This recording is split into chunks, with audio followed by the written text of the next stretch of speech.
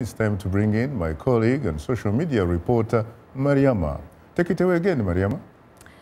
Thanks, Shaka. It seems that peace talks between Burundi's government and opposition groups have been postponed with no word on when they may resume.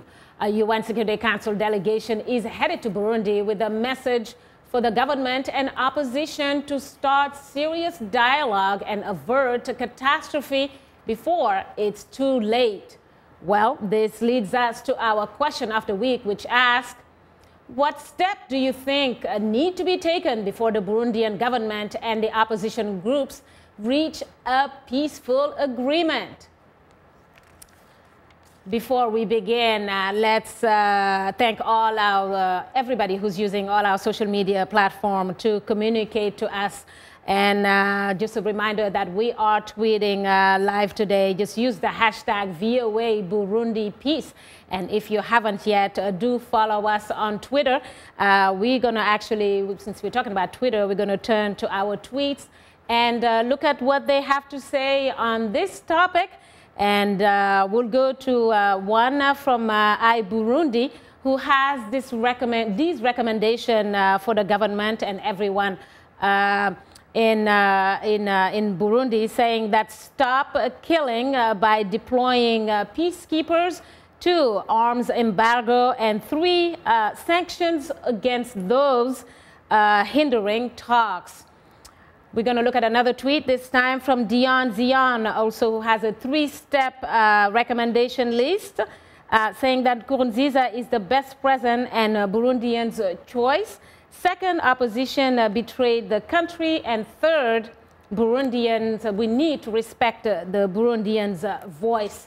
We'll now turn to our Facebook followers and go to a posting from Mohamed Ahmed Mansour from Monrovia in Liberia, who writes, the people of Burundi should stop the violence and come together to reconcile their differences. More importantly, Burundians should cultivate a sense of compassion, resolve, and move forward to a peaceful dialogue. Well, Shaka and guests, we had some very strong arguments here. Your take. Very interesting. Carine, you want to react to that?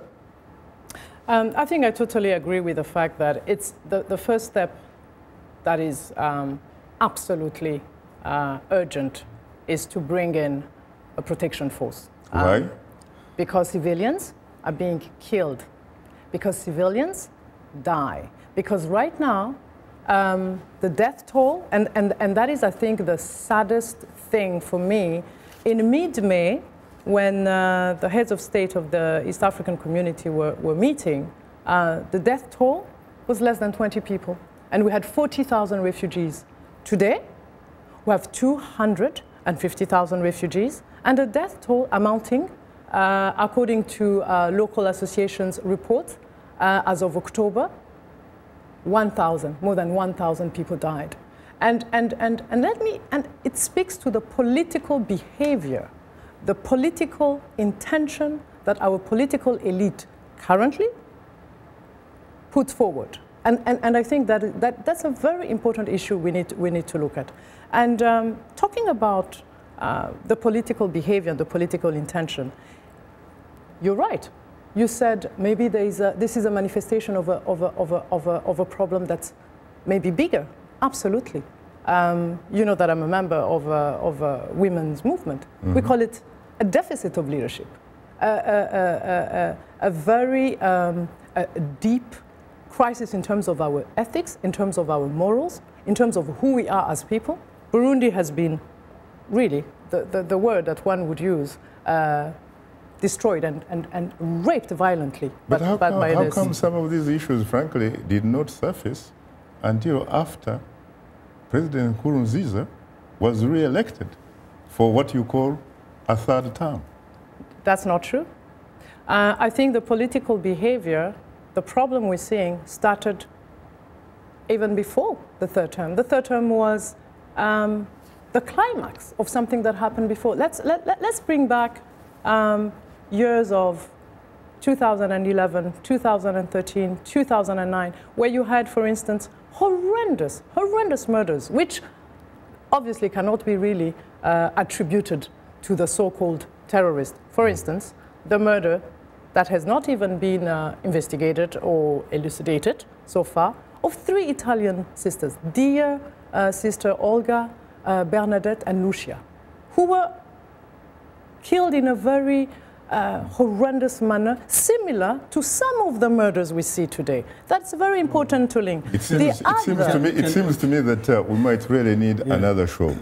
But for now, let's go to Facebook first, and then I'll come back to you, Willy. Mariama, do you have any more feedback from audience, please? I know the discussion is heated, but another discussion is also taking place on our social media platforms on Facebook and Twitter. Let's go now actually to a posting from one of our Facebook followers, and this time it's Omunuo Okugbo Igodalo from Abuja in Nigeria, who writes that individuals who are part of the government, opposition groups and civil society must give their best to attain peace. The watchwords for every Burundian should be service to humanity at all times, no matter the position of our views or station in life. Let's take a look at another Facebook comment, this time from Sebunia Joshua Bryan from Kampala in Uganda, who writes, African leaders think the country is like their family and they forget to use the time for the betterment of their society. Well, Shaka and Guest, once again, your take on these comments. Willy, it's all yours. I like the comments, people sharing their views. It's all about politics. She's here like as a member of civil society organization, but she's in politics, I know. I'm from the government. Democratic right? Yeah, it's her right, but we have to assume what we are really. But let me remind her that this issue of peacekeeping force started with a letter from Mr. Leon Singenda Komani. It was in February 2014. He sent a letter to UN General Secretary saying, in Burundi, we need a peacekeeping force. And who is that gentleman? He's a leader of an opposition party, and it was 2 years ago that he asked for the UN to send in Burundi a peacekeeping force. So those chaps, they didn't want to go to the polls because if I may recall, in 2011, November, another politician in Burundi from the opposition, when he granted an interview to a local newspaper, they asked if he was preparing the elections, the 2015 elections. He said, elections won't happen because we are engaged in a process of a kind of revolution that will last for 3 years. So people from the opposition, in spite of going to prepare their members for the forthcoming elections, they were only preparing a kind of war, instability in the country. This is the reason why I'm trying to say humbly that those chaps are all the time failing. They bring in this strategy, it fails. They bring another one, it fails. So now they are rejecting the decision of the population. We have to understand that when it comes to democracy, the population has the last word. If the population wants to go to election, they have to go to vote. People from the opposition, they have called their members not to go to vote.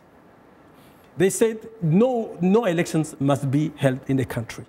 Even a day before elections, every time they were shooting over the night, making too much noise, just to terrorize the population not to go to vote. But the population went to vote. So it means the population wanted these elections, wanted to decide. So those people, they have to respect the decision from the population and prepare for 2020 elections. Another thing that I have to correct from what she is trying to say, how send 5,000 troops in a peaceful land.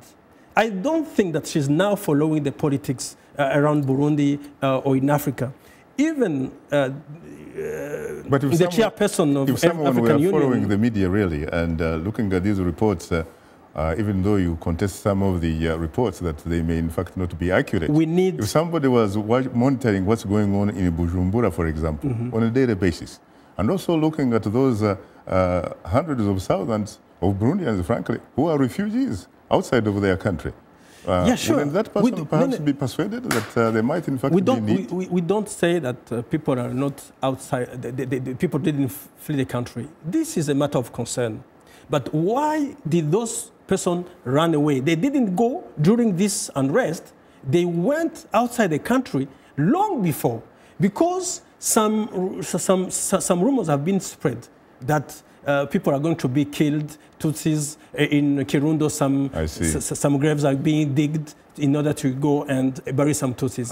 So this was pushed some people to go out to flee their country because of rumors. But unfortunately, Willy, time again is not our best ally. I have to go to the teleprompter. Thanks, Mariama, for bringing us this week's audience reaction. Well, thank you, Shaka, and thank you to the guests. I think you have another 15 minutes to make your point, certainly. But this will do it for today's social media segment. Just a reminder that we appreciate all the feedback, whether it's in social media form or using other means to communicate to us. Please keep them coming. And if you are a new fan, just drop us a line at africatv@voanews.com. Once again, our email address is africatv@voanews.com, or post your comment on our Facebook page. Just enter the keywords Straight Talk Africa. Be sure to visit us online at voaafrica.com, or you can join our YouTube channel. Sign up to VOA TV to Africa, and don't forget to follow us on Twitter at VOA Shaka. A reminder that the show is streaming live every Wednesday. Go to the VOA Straight Talk Africa TV program page on our website, or simply watch us live on your mobile device. Just download the VOA mobile app.